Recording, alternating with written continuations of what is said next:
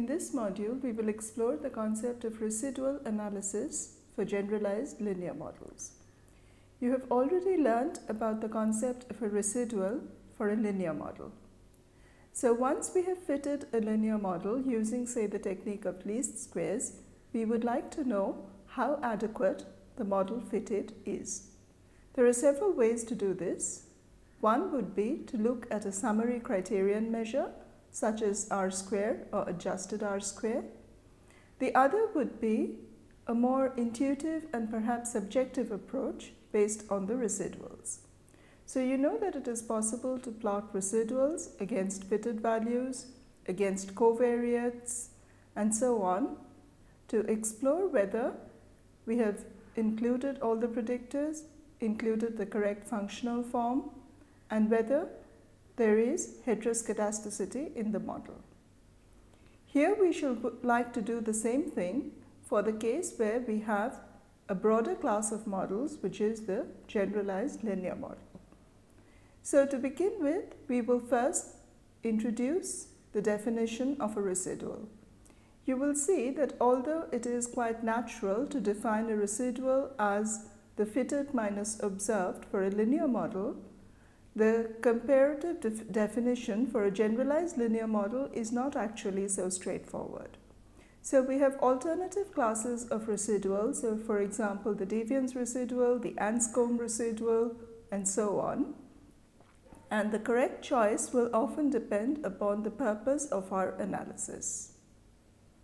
So we shall define the residual, look at the motivation, see their illustration, and do some fitting using R. Residual analysis for a GLM. First, let us explore what is the concept of a residual. You have already seen the term residual in the context of linear models. So, for a linear model, we have a data point, a corresponding fitted value which we obtain using, say, the technique of least squares, and the difference between these, the observed and the fitted, is our definition of a residual. So, in terminology, y is our observed data point, mu hat, say, is the fitted value, and by definition, the residual is y minus mu hat. We have seen how to use residuals before for linear models. There are many ways in which we can use them. So once we obtain the fitted values, which you know is given by x beta hat for a linear model, we compute the residuals as y hat minus x beta hat, and we use them in various ways. So one would be to plot y minus y hat against y hat itself, and you know that the result should be a plot which is completely random and uncorrelated. We could also plot the residuals, which are commonly denoted by E hat, against the covariates, and in this case we get some idea about the adequacy of the functional form, as also we can look at the spread of the residuals and get some idea of heteroscedasticity. It turns out that when we perform residual analysis for a GLM, it is not quite so straightforward. So say for example y was binary, you know that we are not really fitting a model to y itself, but to the logit of the expectation of y. So if we were to do expected minus observed, because many of the y's are clustered at zeros and ones, the residuals would also be clustered. So we have several different concepts of residuals for a GLM. The first is the Pearsonian residual. So Pearsonian, you know, refers to the Pearsonian chi-square, and it is a summary measure of observed minus fitted. Similarly, the Pearsonian residual has for its numerator y minus mu hat, which is observed minus fitted. Now, if we were to stop there, there would be a problem, because we know that when we fit a GLM, the y's are by definition heteroscedastic. So we have a variance function v mu which relates the variance of y to mu, and to be able to use the residuals for any kind of analysis, we need to standardize the differences y minus mu. So the Pearsonian residual is the standardized difference given by Rp equal to y minus mu by square root over v mu, where v mu is the variance function. Of course, we do not know the true value of mu, and to calculate the Pearsonian residual, we would substitute mu by mu hat. The motivation for the Pearsonian residual comes from the fact that summation of Rp square is our familiar chi-square measure of goodness of fit. So this is the first and common measure of a residual for a GLM. However, a problem with this is that the distribution is often skewed in the case when y is non-normal. As a result, the residual does not have the properties for normal residuals, and as such, the use of these residuals can lead to results which are difficult to interpret. Let us next come to another residual, which is the Anscombe residual. So the motivation for the Anscombe residual comes from the result which I mentioned on the earlier slide, which is that the Pearsonian results can be skewed and hence non-normal. The motivation for the Anscombe residual, which comes from Wedderburn in some unpublished work and is also mentioned by Barndorf and Nielsen in their 1978 paper, comes from the fact that when we calculate observed minus residual, we do not really need to do it on the scale of y, but we could do it on the scale of a function a of y. So Wedderburn shows that in order to get normality, in the case where we are using an exponential family, the optimum choice of a is given by a is equal to integral d mu by variance function to the power of 1/3. So thus, for the Poisson distribution, it is possible to show that since the variance function is given by v mu equal to mu, the function a is given by integral of d mu by mu to the power 1/3, which is equal to 3/2 mu to the power 2/3. So because we should standardize the residuals, we can calculate the variance of the corresponding function using the delta method, and thus for the Poisson distribution, the Anscombe residual is given by Ra equal to 3/2 y to the power 2/3 minus mu to the power 2/3 divided by mu to the power 1/6. A third and more common residual for the GLM, in fact, the most common form of the residual for the GLM is the deviance residual. The motivation for the deviance residual is similar to the Pearsonian residual as well as in some sense to the Anscombe residual. It is defined as Rd equal to the sine of y minus mu into square root of di. Di here is the contribution of the ith individual to the overall deviance. So, the deviance, capital D, can be written as summation of di, where di denotes the contribution from the ith term. The corresponding residual for the ith individual is then square root of di multiplied by the sine of y minus mu. So when we say sine of y minus mu, we mean a function which takes the value +1 or -1 according as y is greater than or less than mu. Of course, again, we do not know the true value of mu, and in this case, we would substitute mu by mu hat. For the Poisson distribution, we know the form of the log likelihood and hence the form of the deviance, and using this, the deviance residual turns out to be Rd equal to sine of y minus mu into twice y log of y by mu minus y plus mu whole to the power half. Again, we substitute mu by mu hat to get a form which is usable. We need to compare between these residuals, and in our comparison, it is possible to see that the Anscombe and the deviance residuals, although they come from quite different motivations, are often quite similar in practice.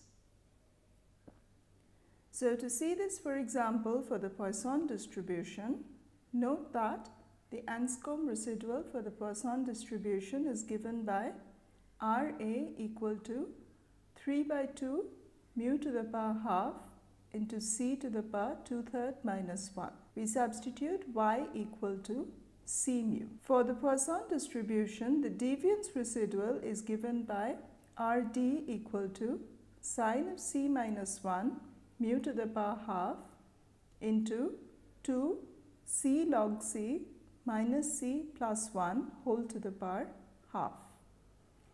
If we perform a Taylor series expansion of the second term, it is possible to show, and in fact has been showed by McCulloch and Nelder in their book on generalized linear models, that the values of the Anscombe residual and the values of the deviance residual are often identical or very similar. The values of the Pearsonian residuals for the Poisson family can be somewhat different. Another commonly used regression model in the class of GLMs is logistic regression. Here are the forms of the residuals for logistic regression. So if pi I hat denotes the fitted probability, the Pearsonian residual is given by Ri equal to yi minus pi I hat divided by the square root of pi I hat into 1 minus pi I hat.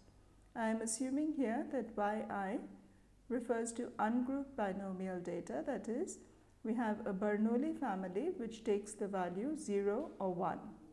In this case, the log likelihood is given by L equal to summation over I yi log pi I hat plus 1 minus yi into log 1 minus pi I hat, and hence the deviance residual is given by di equal to si into root over minus 2 yi log pi I hat plus 1 minus yi into log 1 minus pi I hat, where si is equal to 1 if yi equal to 1 and si equal to minus 1 if yi is equal to 0. We may next wish to perform some overall summary measures of goodness of fit, and we can do this using goodness of fit tests. So we know that the Pearsonian goodness of fit test will hold for many families of categorical data, and similarly we have also defined the concept of a deviance function before and seen how the deviance can be used to measure goodness of fit.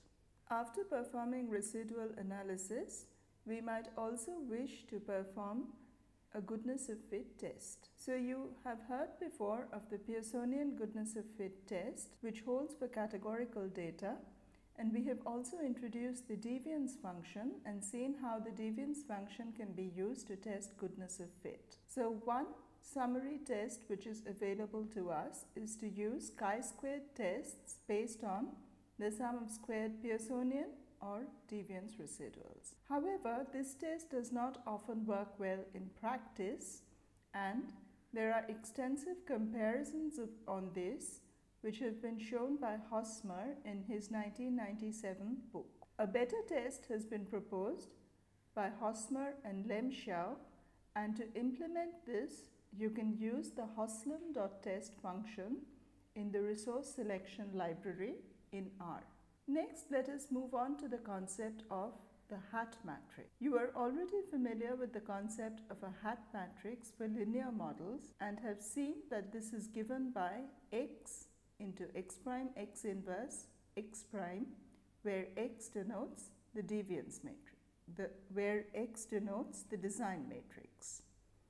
The hat matrix for GLMs is given by H equal to w to the power half x, x prime w x inverse, x prime w to the power half.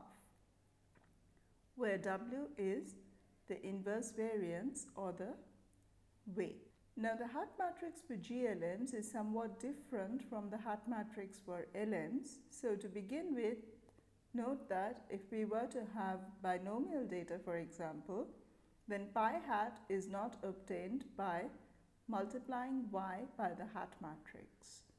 Now note that it is not possible for any matrix to multiply y and lead to y hat, because in this case it would not be possible to have pi hat restricted within the range of 0 and 1. However, there are some properties which the matrix H given on this slide shares with the hat matrix of linear models.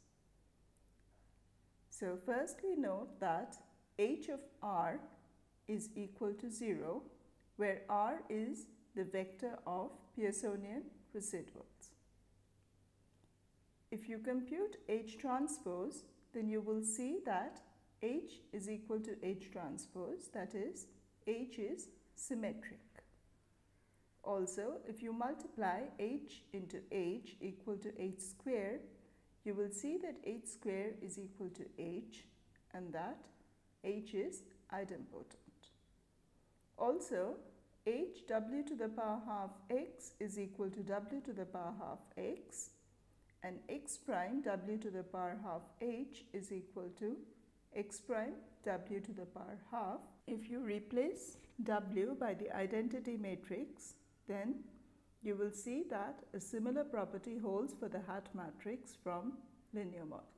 We next look at the concept of standardized residual. So the standardized Pearsonian residual and the standardized deviance residual can be obtained as RSI equal to Ri into divided by square root over 1 minus HII, and the standardized deviance residual is given by DSI equal to DI by square root over 1 minus HII. HII, of course, here is the ith diagonal element of the hat matrix which we saw on the previous slide. It is often preferable to use standardized residuals rather than the unstandardized version, and the reason is that the standardized residuals tend to show greater symmetry. We have also defined the concept of leave one out residuals for linear models. Leave one out residuals are used to study influence. By influence we mean the effect which the observation yi has on the corresponding fitted value yi hat. So an observation would be considered influential if dropping yi from the model would lead to a yi hat which was very different to the yi hat obtained if we include y in the model. Leave one out residuals are used to study influence. However, although they are conceptually based on the idea of dropping an observation and looking at the effect it has on the fit, in practice, at least for linear models, due to the presence of certain matrix identities, it is not really necessary to drop each observation in turn and to refit the model n times, where n denotes the sample size. The matrix identities hold approximately for GLM. So although we cannot explicitly compute the leave one out residuals, we can calculate reasonably well-behaved approximations for GLMs. So in general, there are two classes of residuals. The deletion residuals, you may be familiar with terms such as DF betas and Cook's distance for linear models. It is also possible to calculate them for GLMs. And the idea here is, as I said, to drop an observation yi and to look at the effect it has on the corresponding fitted value pi I hat or lambda I hat, as the case may be.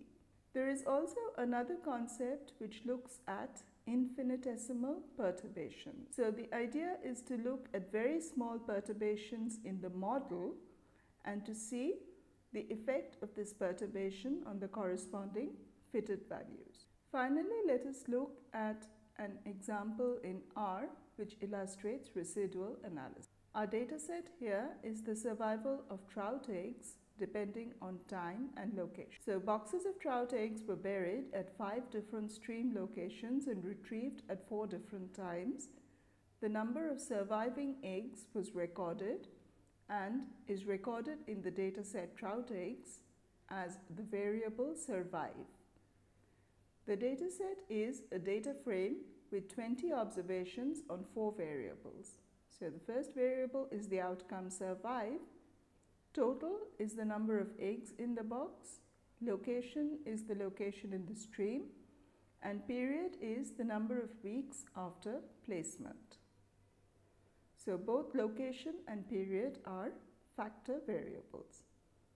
For more, you can look at the library far away and the trout eggs data set, or the reference to Manley given at the bottom of this slide. To perform residual analysis in R, we first use the GLM function to fit a logistic model of survive on location plus period. So here we have used the GLM function on cbind survive and total minus survive, that is the number of successes and the number of failures, and regress this on location plus period. I have stored this in the R object bmod. So note the family is binomial, which by default will fit a logistic regression. When I call bmod, I can see the coefficients and the deviance. To look at the residuals, I use the residuals function. So residuals of bmod will call the residuals, in this case by default the deviance residuals, and I can do a half normal plot of this to illustrate their use. On this slide we see 2 plots. The plot on the left panel is the half normal plot of the residuals. The plot on the right is a plot of the empirical logits and is obtained using the chunk of code given on the bottom of this slide. So looking at the half normal plot and the empirical plot, we see that although the summary deviance is rather large, there really is no strong indication of outliers or influential values.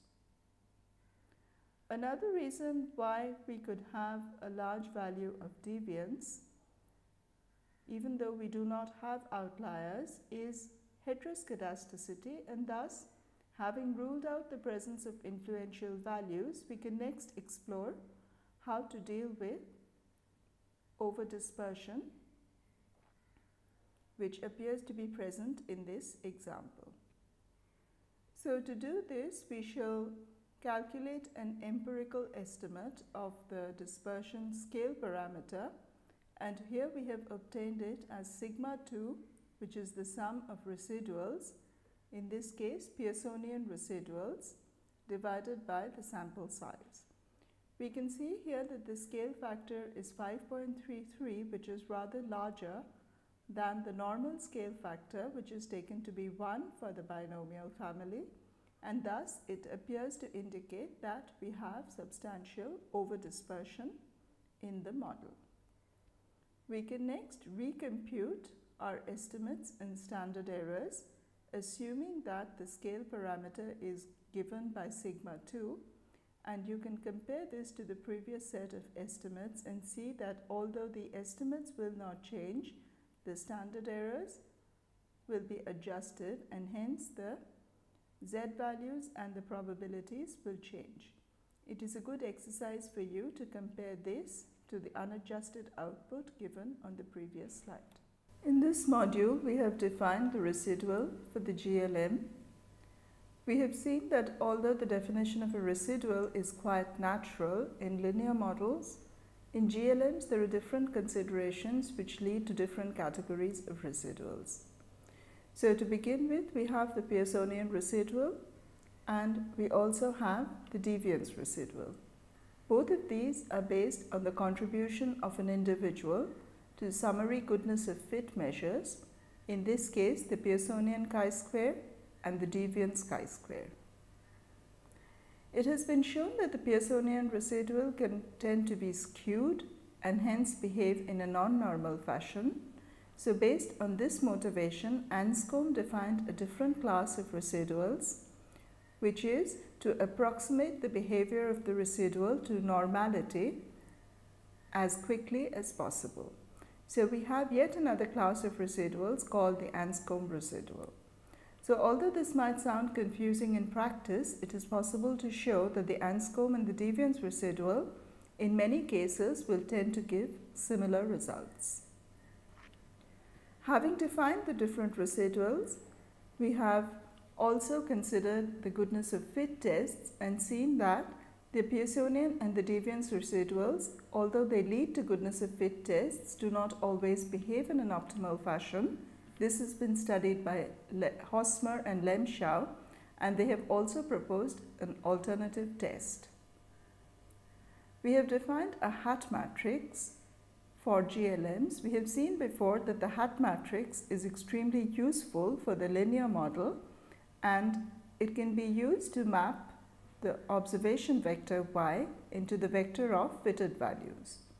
So although this property does not hold for GLMs, and in fact, if you think for a moment, it is not possible for such a linear mapping to happen for GLMs for any matrix, because in that case it would not be possible to preserve the restricted ranges. We have defined a hat matrix in an analogous manner and seen that it shares many of the properties of the hat matrix, which is used by the linear models. We have thus been led to the concept of standardized residuals, where we standardize by the square root of 1 minus HII, HII being the IL diagonal element of the hat matrix. We have next defined the concept of leave one out residuals. Leave one out residuals are easy to compute in practice for linear models because of the presence of certain matrix identities based on partition matrix. It is not necessarily to do any recomputing after dropping an individual observation. However, for GLMs, we do not have these matrix identities, but we can use certain approximations based on the IRLS equations to get approximate leave one out residuals. In the case of GLMs, we do not have any such matrix identities. However, it is possible to use the IRLS equations to get some approximations for the leave one out residuals. And these residuals can be used in two ways. One, as deletion residuals, like the traditional DF betas in the Cook's distance, which you have seen for linear models. The other, as infinitesimal perturbations of the model. Finally, we have seen how to extract the residuals from a GLM object and how to use them to explore influence, goodness of fit, and overdispersion.